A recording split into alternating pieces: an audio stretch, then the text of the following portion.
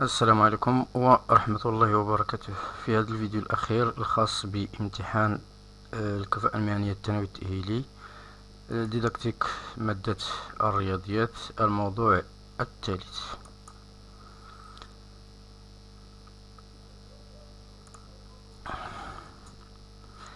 هنا الموضوع الثالث خاص بتحليل يعني حلول تمارين أو أجوبة التلاميذ. ف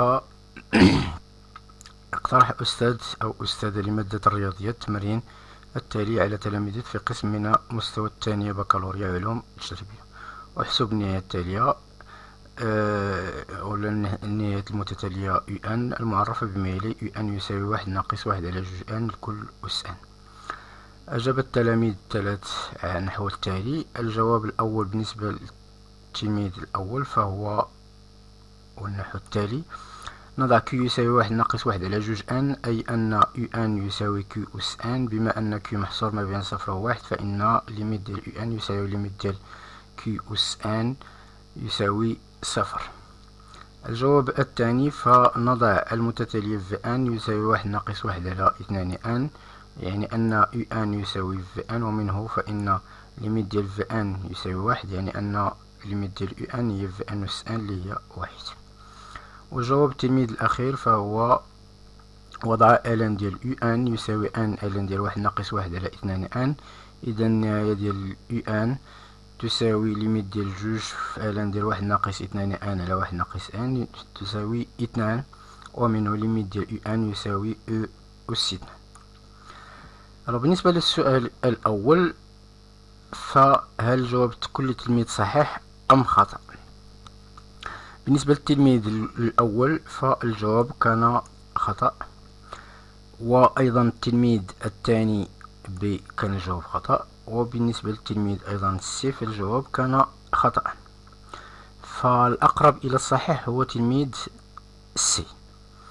التعليل لماذا السؤال أو الجواب التلميذ الأول فهو خاطئ: لأن استعمل النهايات المتتالية أو النهايات Q أس N، حيث أن Q بالنسبة له هو غير مرتبط ب N، فهنا إشكال لأن Q هنا يحتوي على N، وبالتالي لا يمكن استعمال هذه الخاصية.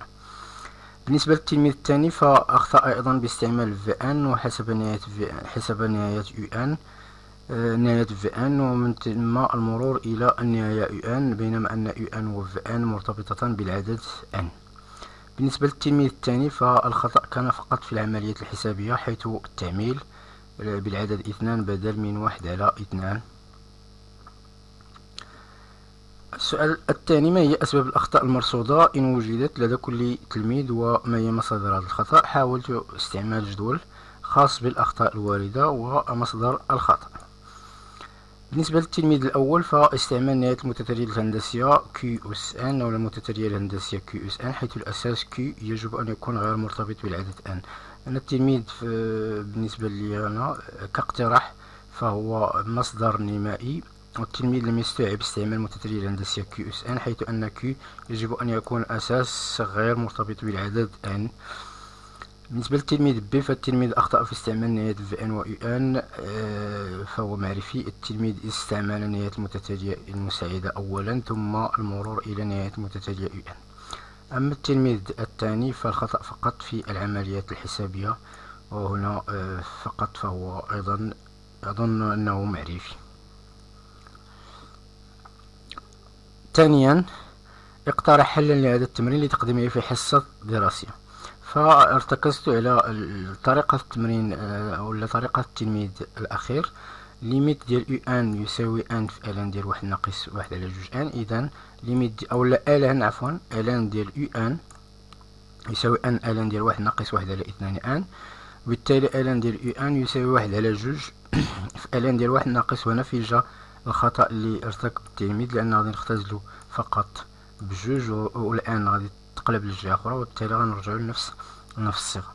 هنا العدد 1 على جوج غادي يخرج على برا ديال النهاية، وبالتالي ليميت ديال واحد على واحد ناقص جوج ان، واحد على جوج ان، لأن النهاية ديال هاد العدد فهو صفر. بالتالي استعمال متتالية ديال الان واحد على ان ناقص ان، حيث أن الان دالة متصلة، وهنا عندنا في ان تساوي اف ديال يو ان اف ديال في ان، يعني متتالية تساوي اف ديال ان متصلة على المجال صفر. ونعلم أن النهاية ديال واحد ناقص إكس على إكس تساوي واحد، وبالتالي النهاية ديال في إن فهي أيضا تتساوي واحد. ومنه فإن النهاية ديال يو إن تتساوي واحد على جوج، لأن واحد على جوج، وبالتالي المرور إلى الإكسبونونسيال نجد أن النهاية ديال يو إن فهي راسين كاري ديال أو جذر مربع.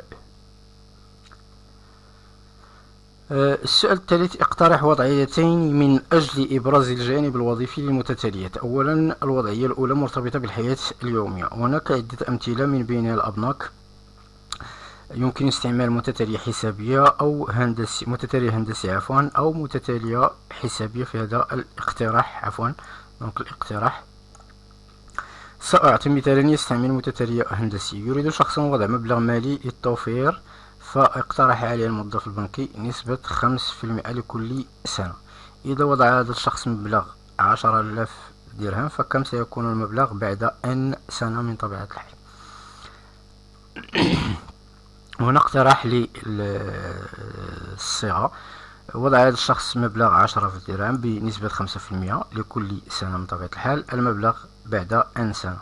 لدينا U0 يساوي 10,000، إذا U1 غتكون هي U0 زائد U0 فهو 5%، أي أن U0 تتساوي أن U1 تتساوي U0 في 1.5.